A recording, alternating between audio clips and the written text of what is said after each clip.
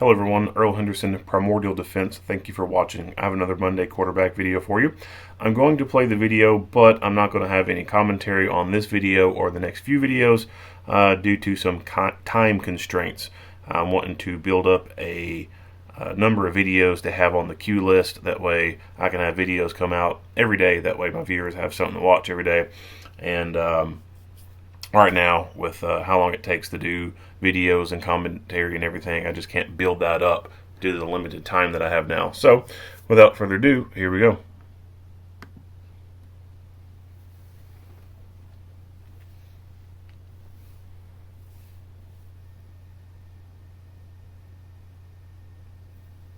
This following critical incident briefing is intended to provide you with information about a recent incident which resulted in a deputy-involved shooting.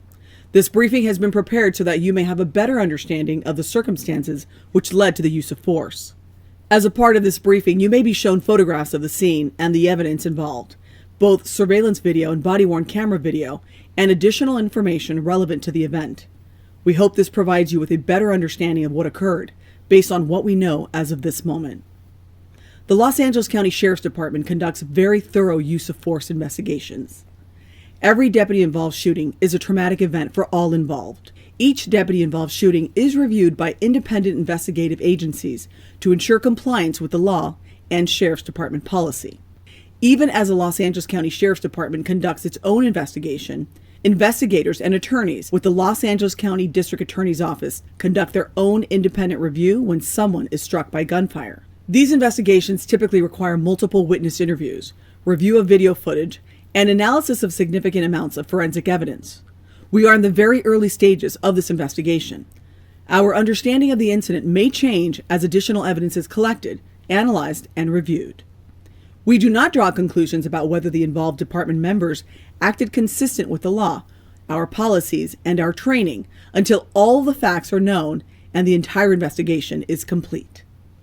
A word of caution: the images and information you are about to see may be disturbing. When a law enforcement officer uses force to effect an arrest of a suspect or defend against an attack, it can be graphic and difficult to watch. Viewer discretion is advised. On Thursday, September 30th, 2021, at approximately 2:06 a.m., deputies on patrol drove their vehicle into the parking lot of a motel in the 8400 block of South Figueroa Street in the city of Los Angeles. The deputies observed a male adult standing near the motel office window.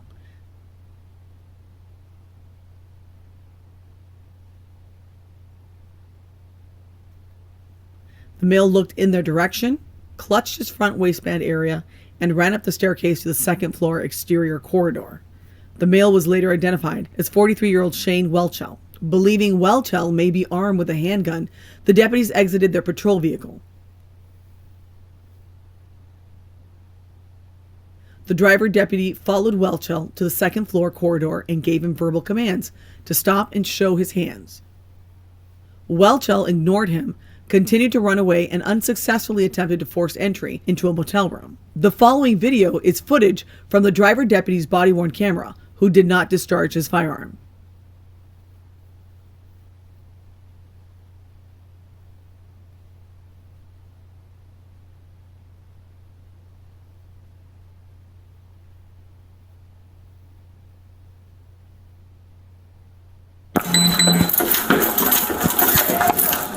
Hands up! Hey! I'll shoot you!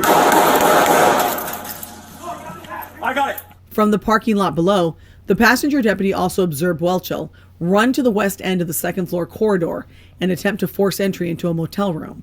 Whelchel retrieved a handgun from his waistband area, pointed the handgun at the passenger deputy in the parking lot, and a deputy-involved shooting occurred.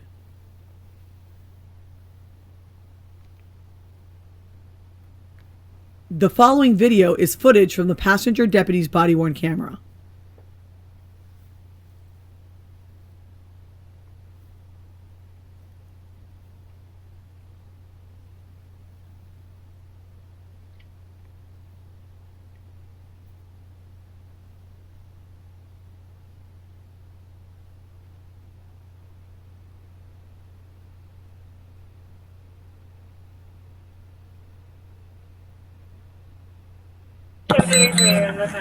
Keep your hands up! Keep your hands up right now! Whelchel then threw his handgun onto the parking lot from the second floor. Whelchel sustained one gunshot wound to his leg. Deputies assessed Whelchel's wounds and provided first aid until the arrival of Los Angeles City Fire Department paramedics. Whelchel was transported by ambulance to a local hospital, where he was treated for non-life-threatening injuries and medically cleared for booking. A loaded Ruger 9mm handgun was recovered from the parking lot. Whelchel had previously been convicted for 3 separate counts of evading a peace officer, sales of narcotics, and firearm-related offenses.